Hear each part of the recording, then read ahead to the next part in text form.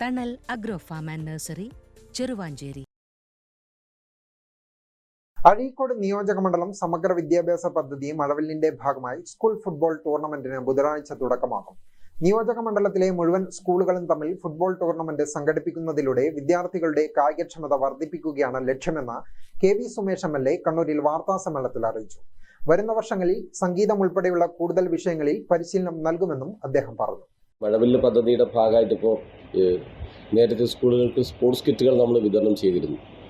അതിലൊരു പ്രധാന ഫോക്കസിങ് പോയിൻ്റാണ് കുട്ടികളുടെ കായിക ആഭിമുഖ്യം വളർത്തിയെടുക്കുക എന്നതൊരു പ്രധാനമായിട്ട് നമ്മൾ ഈ മഴവില്ല് പദ്ധതിയിൽ മുന്നോട്ട് വയ്ക്കുന്ന ഒരു കാര്യമാണ്. ഇത്തവണ നമ്മൾ ആസൂത്രണം ചെയ്തത് ഈ അക്കാദമിക്ക് മുതൽ തുടങ്ങാനാണ് നമ്മൾ ആലോചിച്ചത്. ഈ ഫുട്ബോൾ ഫെസ്റ്റ് അഴീക്കോട് മണ്ഡലം സ്കൂൾ ഫുട്ബോൾ ഫെസ്റ്റ് എന്ന പേരിൽ നാളെ മുതൽ ആരംഭിക്കുകയാണ്, ഒരു 30-ാം തീയതി വരെ. അത് നമ്മൾ പ്ലാൻ ചെയ്തിരിക്കുന്നത് എല്ലാ ഗ്രാമപഞ്ചായത്തുകളിലെയും LP, UP, ഹൈസ്കൂൾ എടുക്കുന്നത് 8 മുതൽ 12 വരെയാണ് ഒരു ടീമായിട്ട്.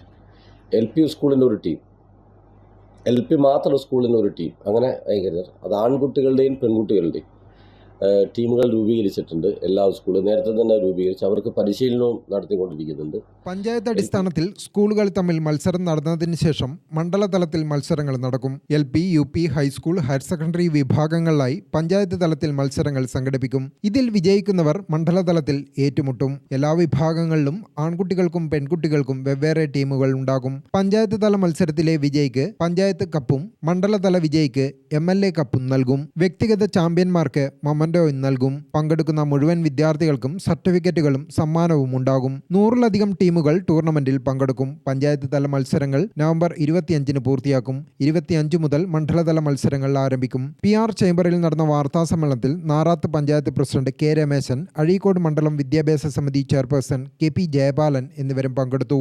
ഗ്രാമിക ന്യൂസ്, കണ്ണൂർ.